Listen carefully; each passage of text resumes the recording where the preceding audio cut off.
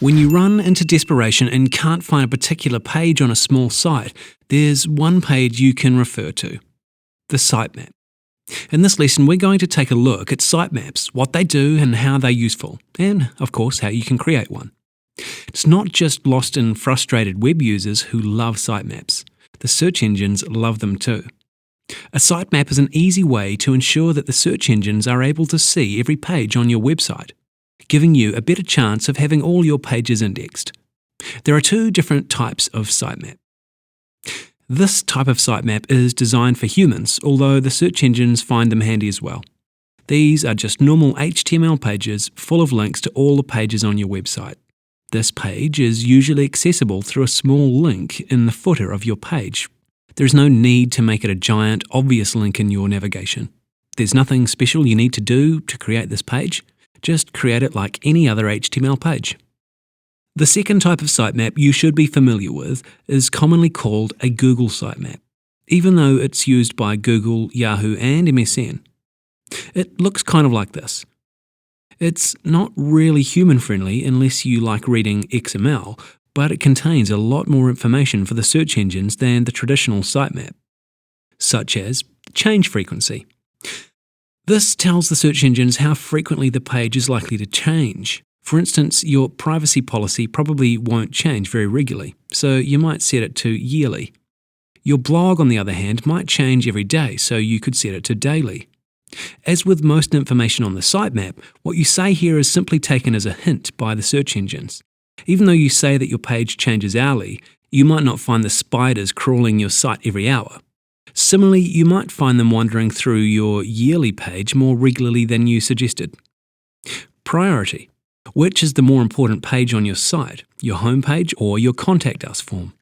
Sitemaps allow you to give a weight or priority to your pages relative to each other. The value ranges from 0.0 for your least important page up to 1 for your most important page, with the default value being 0.5. Because you're talking about pages that are relative to each other, you can't go in and say that all your pages are the most important pages.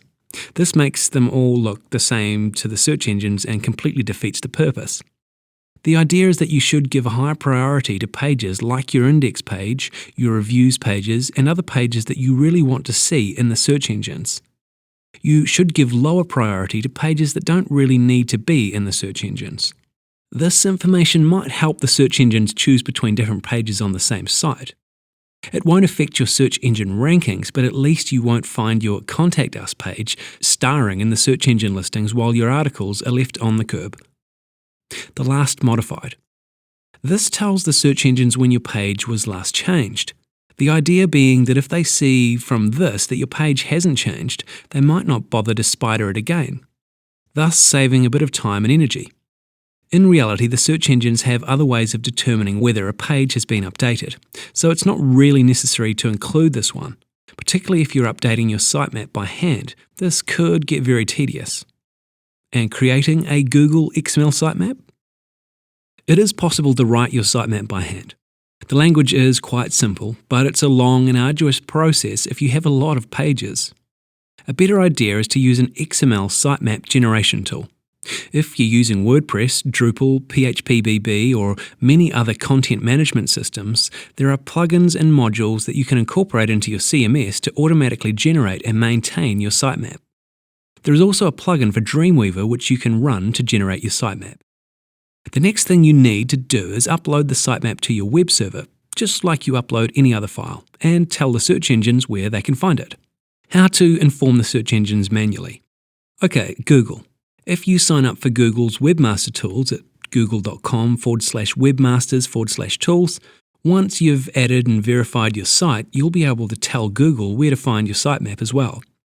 Note that for this method you'll need to sign up with a Google account and authenticate your site by uploading a key file to your website or adding a meta tag on your page. Once you've done it once, you shouldn't have to do it again, unless you delete the file or the meta tag. What about MSN? Not quite as friendly as the Google method.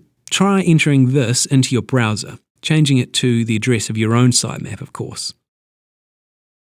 Yahoo. The method for Yahoo is similar to the one for Google. You need to add your site to Yahoo's Site Explorer service, and from there you can add a sitemap. You'll need to sign up for a Yahoo account if you don't already have one, and authenticate your site by uploading a key file or adding some metadata to your page. What about with the robots.txt file? If all this seems like a lot of jumping through hoops, then there's an all-in-one solution, adding one line of code to your robots.txt file. Each time a web crawler visits your site, the first thing it looks for is a robots file. This is the place where you tell the crawlers and other robots which pages you don't want them to access or index. If they're polite crawlers, and most of the search engine ones are, they'll respect the wishes of the robots.txt file. It's also a good place to tell them about where to find your sitemap. The main search engines are guaranteed to see it if you put it in there. To add your sitemap, just add this one line of code to your robots.txt file.